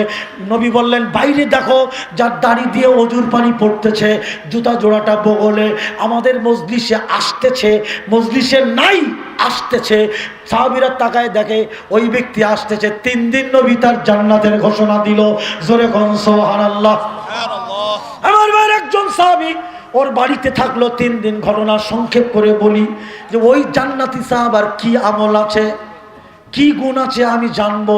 3 রাত 3 দিন থেকে দেখলেন বাড়তি কোনো আমল নেই, আমরা যা করি ও তাই করে। ওই সাহাবী বর্ণনা দিচ্ছেন যে রাতে যে আমল করি ও তাই করলো, দিনে যা করি সে তাই করলো, মুখটা বেজার করে চলে যাচ্ছেন। জান্নাতি সাহাবী বললেন, দাঁড়াও, কেন তুমি 3 দিন ছিলে তাও বুঝলাম না, তোমার মেহমানদারিতে কি কষ্ট দিয়েছি? বললেন না। তাহলে মুখটা বেজার করে কেন যাও? ওই সাহাবী তখন বলে দিলেন ঘটনা, নবী তোমাকে 3 দিন জান্নাতি বলেছেন, তুমি শোনো নাই? আমরা শুনেছি। ওই সাহাবী তখন সিজদায় পড়ে যায়, বললেন, কে বলেছে? কয়, আল্লাহর কসম নবী বলেছে। কি এমন গুণ তোমার আছে যা আমি নিতে এসেছিলাম? রাতেও চকি দিলাম, রাতে তেমন কোনো ইবাদত করলে না, তাই মনটা খারাপ করে চলে যাচ্ছি। এই জান্নাতি সাহাবী ওই সাহাবীকে বলেন, তুমি যা নিতে এসেছিলে তা চোখে দেখা যায় না, সেই দুটো গুণ আমার আছে। কয়, তাড়াতাড়ি বলো। তখন এই সাহাবী বলেন, 1 নাম্বার গুণ হলো, দুনিয়াতে আল্লাহ যত বান্দা বান্দি পাঠিয়েছে, আমার প্রতিবেশী, আমার আপনজন, আমার বন্ধু বান্ধব, আমার কাছের, আমার দূরের, আমার ভাইরা, দেশবাসী, যত মানুষ আল্লাহ পাঠিয়েছে, জান্নাতি সাহাবী দুটো গুণের কারণে নবী তাকে জান্নাতি বলেছেন 3 দিন। জোরে কোন সুবহানাল্লাহ। ও জানতো না সাহাবীদের মাঝে নবী ঘোষণা দিয়েছিলেন। আমার ভাইরা, এই সাহাবী বলেন, দুটো গুণ আমার, একটা হলো দুনিয়াতে আল্লাহ যত বান্দা বান্দি পাঠিয়েছে, যত মানুষ পাঠিয়েছে, আমার প্রতিবেশী, আমার আপনজন, আমার আত্মীয় স্বজন, আমার কাছের দূরের, কারোর প্রতি আমার হৃদয়ে পটে হিংসা নাই, বিদ্বেষ নাই, অহংকার নাই, গীবত নাই, তহমত নাই, নিন্দে নাই, অভিশাপ নাই। প্রত্যেকটা মানুষকে আমি আপন মনে করি, প্রতিটা মানুষকে আমি ভালোবাসি, আমি কারোর সাথে হিংসা বিদ্বেষ করি। যেরকম সুবহানাল্লাহ। 2 নাম্বারটা বলবো আমার ভাইরা, 2 নম্বর হলো, ওই সাহাবী বলেন, আর দ্বিতীয় গুণ হলো, আমার ভাইরা, আল্লাহ আমার যে সম্পদ দিয়েছে, হয়তো আমি গরিব মানুষ, আল্লাহ যা দিয়েছে আমি সন্তুষ্ট, কিন্তু আমার কাছের দূরের আপনজনের অনেক দিয়েছেন আল্লাহ। বললেন, আল্লাহ পাক মানুষের যত সম্পদ দিয়েছে, কারোর সম্পদে আমার হৃদয়ে পটে লোভও নেই, লালসাও নাই। যেরকম সুবহানাল্লাহ। কারোর সম্পদে আমার আক্রোশ নাই, আমার লোভ নাই, আমার হিংসা নাই, আর কারোর প্রতি আমার হিংসা বিদ্বেষ নাই। এই দুটো গুণ আমার আছে। ওই সাহাবী বললেন এটা আমার দ্বারা সম্ভব না। আজকের ভাই ভাই হিংসা, প্রতিবেশী হিংসা, রাজনৈতিক নেতাদের মধ্যেও হিংসা নাই, যেরকম নাই। আমার ভাইয়েরা, ডাক্তারের মধ্যে হিংসা, আলেম ওলামাদের মধ্যে, আমরা যে ভালো তা বলছি না, আলেম ওলামাদের মধ্যে হিংসা। আল্লাহর নবী বলেন আমার ভাইয়েরা তোমরা মানুষকে আগে সালাম দাও, প্রতিটা মুসলমানকে সালাম দাও। দেখবেন দুই হুজুর আসতেছে, এই হুজুর মনে করছে আমি মসজিদের খতিব, ওই বেটা আগে আমার সালাম দিব, আর ও মনে করছে আমি মাদ্রাসার প্রিন্সিপাল, ওই আগে দিব। দুইজন আসতেছে, আমি কত দেখলাম, দুইজন কাছাকাছি হয়ে মুখ ঘোরাই নিল, কেউ কারো সালাম দিল। এটা হিংসা না? এটা অহংকার না? ঢাকা শহরে বাড়িওয়ালারা মনে করে ভাড়াইটেরা আমাদের সালাম দিব, ঠিক কিনা? সব বাড়িওয়ালা না, সারা জীবন ভাড়াটিরাই সালাম দেয়। আমার ওই সাহাবী বলেন আমার হৃদয়ে পটে কোনো অহংকার নাই, কোনো হিংসা নাই, বিদ্বেষ নাই, প্রত্যেকটা মানুষকে আমি ভালোবাসি। জোরে কোন সুবহানাল্লাহ, আরো জোরে কোন আলহামদুলিল্লাহ। আল্লাহর নবী বলেন, আল্লাহ পাক বলেন ওই ব্যক্তির জন্য জান্নাত ওয়াজিব হয়ে গেছে, ওয়াজিব হয়ে গেছে, ওয়াজিব হয়ে গেছে। সাহাবীরা বলেন হে আল্লাহর নবী কোন ব্যক্তি? নবী বলেন যে কারোর সাথে রাগ করে না। কি করে না? রাগ করে না। আবার বলেন রাগ করে না, জোরে কোন সুবহানাল্লাহ। আজকের এই রাগ, এই হিংসা, নিন্দে, গীবত, তহমত, অভিশাপ মুসলমানের ধ্বংস করে দিল, ঠিক কি? হ্যাঁ রে মুসলমান, সেজন্য চলুন এবার আল্লাহ কি বলছেন শুনুন। আমার আল্লাহ কোরআনের মধ্যে বলেন ওয়াজাক ওয়াজিআ ইয়াউমাইযিম বিজাহান্নামা। আরে দুটো বেজে গেছে, দেওয়া হয়ে গেছে সব? হ্যাঁ, আরে এটা কি শেষ করে দেই? আরে কালকে আবার জমা আছে না, তবরক দিয়ে দাও, আমার আটকে ফেল আসতেছে, তাই নাকি?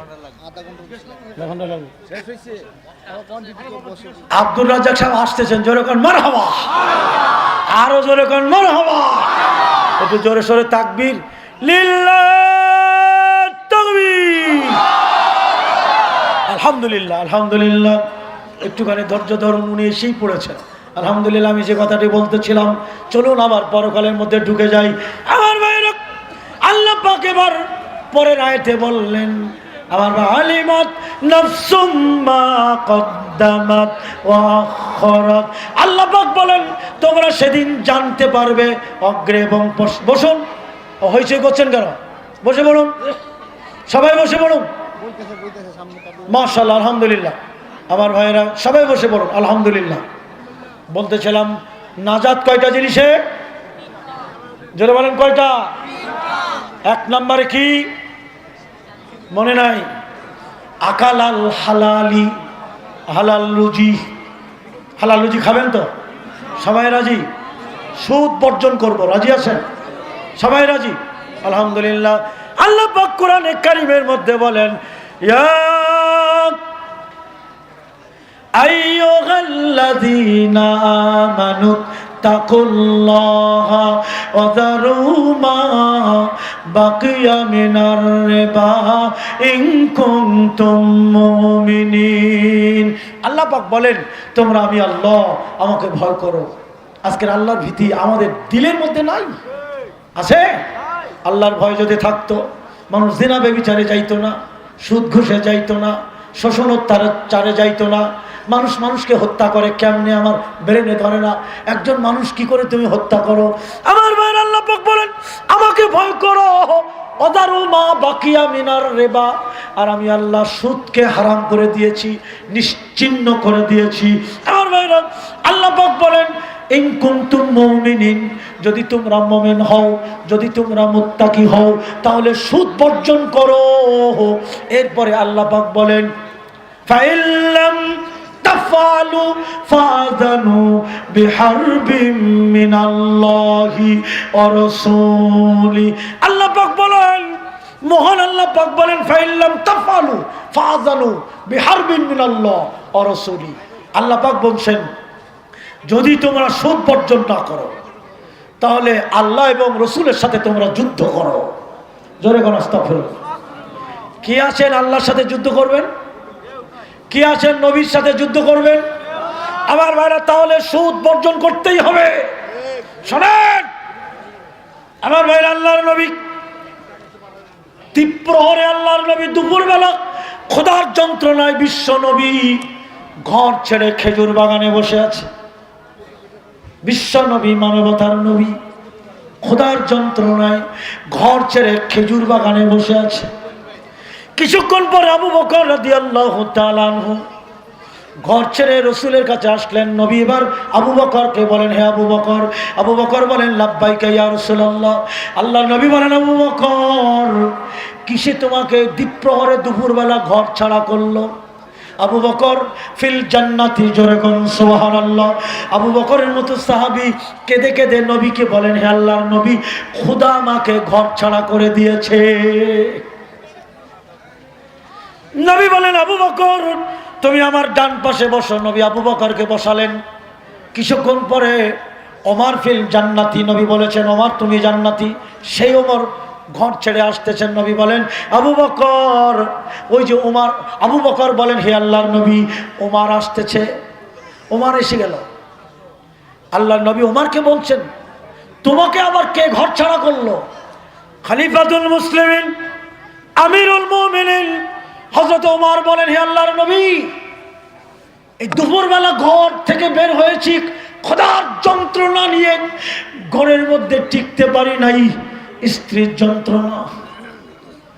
হযরত ওমর বলেন, নবী, আমি যখন অমুসলিম ছিলাম কখনো খোদার যন্ত্রণা বুঝিনি। ইমানের পরীক্ষা আমি দিচ্ছি, আর এই পরীক্ষায় আমি মজবুত আছি। জোরে বলেন সুবহানাল্লাহ।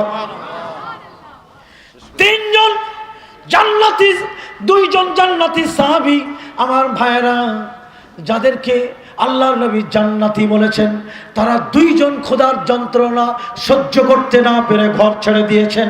এ যদি নবী এবং সাহাবীদের হাল হয়, আমাদের পরিণতি কি হবে এবার বুঝুন। আমার ভাইয়েরা, সুদের পরিণতি বড় ভয়াবহ। সুদখোর ব্যক্তিরা রক্তের নদীতে তারা হাবুডুবু খাবে। জোরে কর নাউজুবিল্লাহ। এই জন্যে এক নম্বরে আমার ভাইরা হালাল রুজি খেতে হবে। নাজাত তিনটা জিনিসে, এক নম্বরে হালাল রুজি, দুই নম্বরে ফরজসমূহ যত্ন সহকারে আদা করতে হবে, ওয়াদা ইল ফরাইজ, তিন নম্বরে অল ইক্তিদাই বিন নবী সাল্লাল্লাহু আলাইহি ওয়াসাল্লাম, জীবনের সকল ক্ষেত্রে নবীর ইতাআত করতে হবে, নবীর তরিকায় জীবন গড়তে হবে। ঠিক কিনা?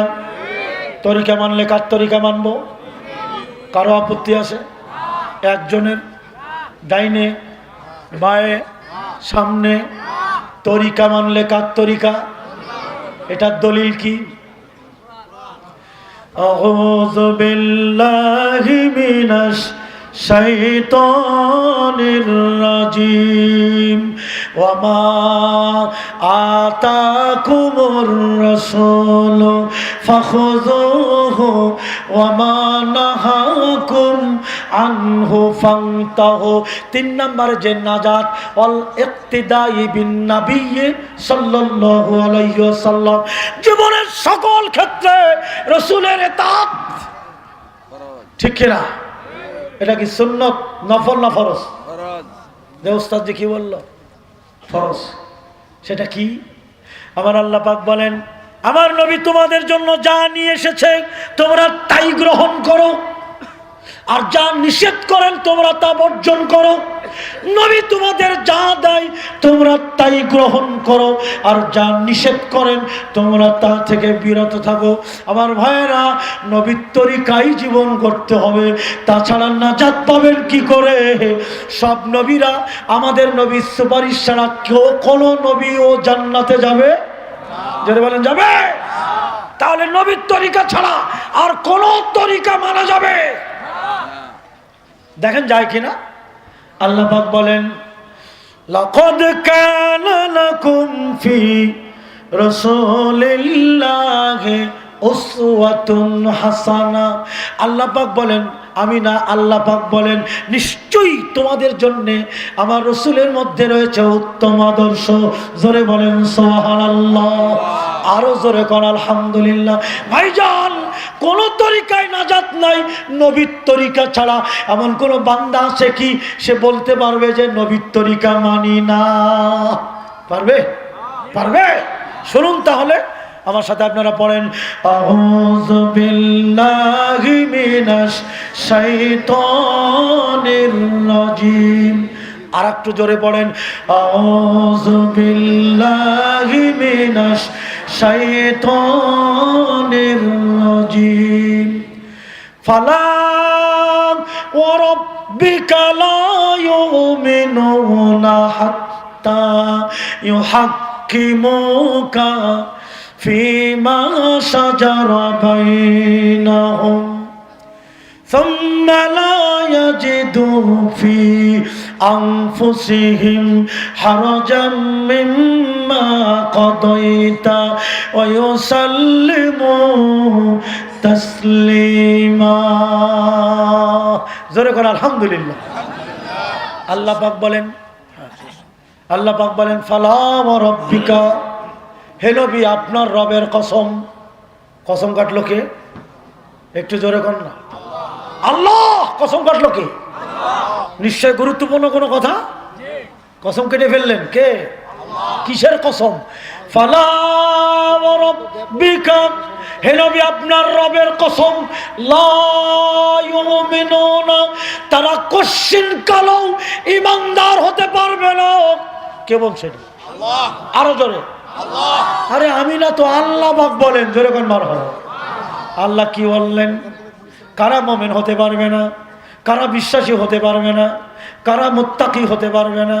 আল্লাহ পাক বলছেন লা হাত্তা ইউহাক্কিমুকা, যারা আপনাকে হাকিম না মানে, বিচারক না মানে, হাকিম মানে বিচারক, হাকিম মানে ফয়সালাকারী, যারা আপনাকে অর্থাৎ নবীর ফয়সালা মানতে রাজি না, যাদের নিজেদের সৃষ্ট বিবাদের মীমাংসাকারী হিসাবে নবীর ফয়সালা, নবীর রায়কে সর্বাগ্রে যারা প্রাধান্য না দেয়, তারা কোশ্চিন কালেও মুমিন হতে পারবে না। তাহলে তরিকা মানলে নবীর তরিকা মানতে হবে, আদর্শ মানলে রসুলের আদর্শেই জীবন গড়তে হবে।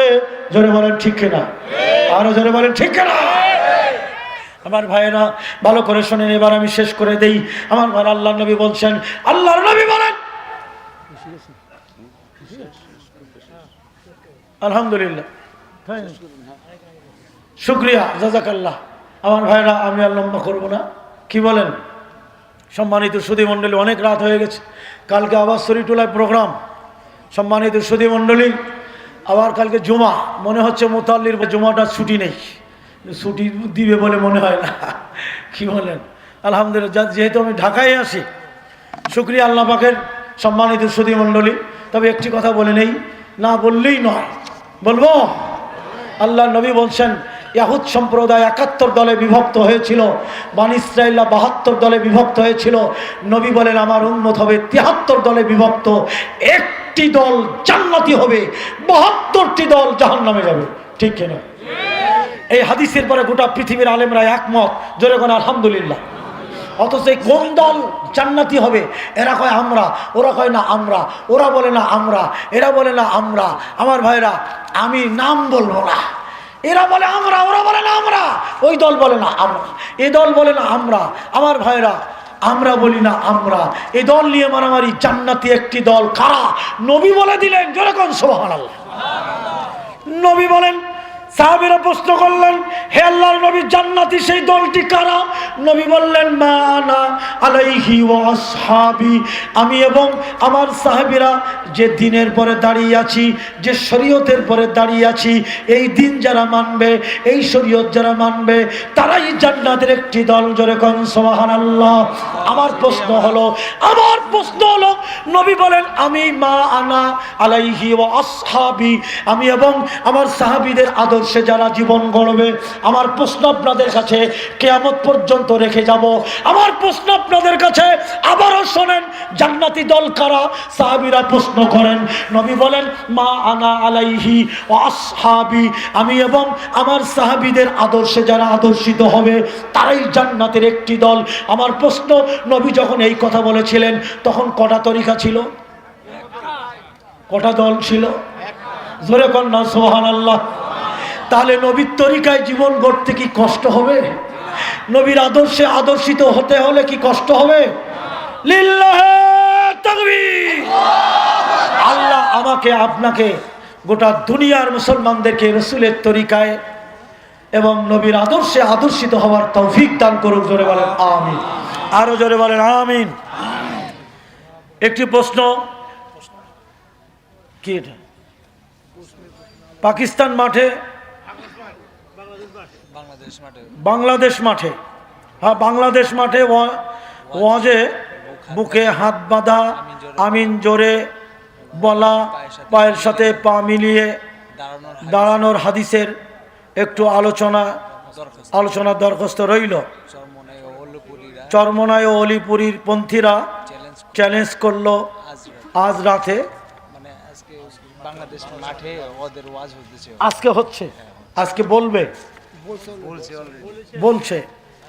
আমার ভাইয়েরা, এই প্রশ্ন বাংলাদেশ মাঠে বুকে হাত বাঁধার সহি দলিল, জোরে কোন সুবহানাল্লাহ। মানে এত কথা বলা, আমিন জোরে বলা, রফল ইয়াদাইনের 450 হাদিস, জোরে কোন আলহামদুলিল্লাহ। বন্ধুরা আমার, বুকে হাত বাঁধার সহি দলিল, নাভির নিচে হাত বাঁধার একটা সহি দলিল নাই। আমরাও চ্যালেঞ্জ ছুড়ে দিলাম। বন্ধুরা আমার, সিনার পরে হাত বাঁধার সহি বুখারী মুসলিম, আপনি কিভাবে কটা হাদিসের দলিল নেবেন? বসুন আমাদের সাথে। জোরে আমিন বলার স্পষ্ট হাদিস, তা আপনি কি করে বলেন যে চ্যালেঞ্জ? আসুন আমাদের সাথে বসুন, শান্তির সাথে বসুন। যদি থাকে তাহলে আপনাদের মানতে হবে, আর যদি না থাকে আমরা ছেড়ে দেব, ঠিক আছে না? অতএব আমরা এটা যদি আপনারা চ্যালেঞ্জ ছুড়ে দেন, তারা আমরা দিতে রাজি না। আমার ভাইয়ের, আল্লাহর নবী বলছেন সেই হাদিস, দুই পায়ের মাঝখানের ফাঁকা জায়গা পূরণ করো। হাদিস ফাউন্ডেশন সহিহুল বুখারী ইসলামী ফাউন্ডেশন কর্তৃক প্রকাশিত হাদিসের নাম বলে দিলাম। ইসলামী ফাউন্ডেশন কর্তৃক প্রকাশিত সহিহুল বুখারীর সালাতের খণ্ডে আছে বুকে হাত বাঁধা। হানাফি ভাইরাই অনুবাদ করেছেন, জোরে বলেন সুবহানাল্লাহ। এই বুখারীতে পাবেন, জোরে আমিন বলা। কোন আহলে হাদিস আলেম অনুবাদ করে নাই, ইসলামী ফাউন্ডেশন করেছেন, জোরে বলেন আলহামদুলিল্লাহ। আরো জোরে বলেন আলহামদুলিল্লাহ। আল্লাহর নবী বলছেন, লা সালাতা লিমান লাম ইয়াকরা বিফাতিহাতিল কিতাব, কোন সালাতই নাই সূরা ফাতিহা ছাড়া, জোরে বলেন সুবহানাল্লাহ। 4 ইমামের 3 ইমাম বলেছেন ইমামের পিছনে সূরা ফাতিহা পড়তে, ইমামদের দলিল। এর ইমাম আজম আবু হানিফা রাহমাতুল্লাহ আলাইহি তিনি বলেছেন যে ইমামের পিছনে তুমি এমন ভাবে কেরাত শোনো যেন নিজেই পড়তেছো, জোরে বলেন মারহাবা। তার মানেই পড়া। অতএব আপনারা দুই পায়ের মাঝখানে ফাঁকা জায়গা পূরণ করার কথা সেই বুখারীতে আছে, আপনারা কি করে বলেন? চ্যালেঞ্জ ছুড়ে দেন। আমার কথা হলো, আমরা শান্তি চাই, অশান্তি চাই না, মারামারি চাই না, গ্যাঞ্জা ফাসাদ চাই না। আপনারা যদি চ্যালেঞ্জ করেন, আমরাও করলাম। শান্তির সাথে বসুন, প্রশাসন নিয়ে, ডিসি সাহেবের অনুমতি নিয়ে, থানার পারমিশন নিয়ে বসুন, আমরাও দেখাবো। যদি আমরা দেখাতে না পারি, আল্লাহর কসম তওবা করে আপনাদেরটা মেনে নেব। আর যদি আপনারা দেখাতে না পারেন, আপনারা এইভাবে ডিট হবে, সাথে সাথে আপনারাও আমাদেরটা মেনে নেবেন। আল্লাহ পাক আমাদের, আল্লাহ পাক আমাকে, আপনাকে, আমাদের সবাইকে সে তৌফিক দান করুক। সকলে পড়ি আল্লাহুম্মা আমিন। সম্মানিত সুধী মণ্ডলী, আজকের মতো আমি আপনাদের কাছ থেকে বিদায় নিচ্ছি। ভাই ভাই মুসলমান মারামারি করেন না, কাটাকাটি করেন না, শান্তির সাথে কথা বলেন। আলহামদুলিল্লাহ। সম্মানিত সুধী মণ্ডলী, এই মাত্র খবর আসলো যে উনি এখনো আটকা আছেন, অতএব আর আসতে পারবেন না। কর্তৃপক্ষ আপনাদের কাছে ক্ষমা প্রার্থনা করছে, আপনারা এই জিনিসটা ক্ষমা সুন্দর দৃষ্টিতে দেখবেন। সম্মানিত সুধী মণ্ডলী, মজলিস ভঙ্গের সুন্নতির দোয়া আপনারা পড়ুন, সকলেই পড়ুন। সুবহানাকা আল্লাহুম্মা ওয়া বিহামদিকা আশহাদু আল্লা ইলাহা ইল্লা আনতা আস্তাগফিরুকা ওয়া আতুবু ইলাইক। সভাপতির সমাপনী ভাষণ সমাপ্তি। আসসালামু আলাইকুম ওয়া রাহমাতুল্লাহ।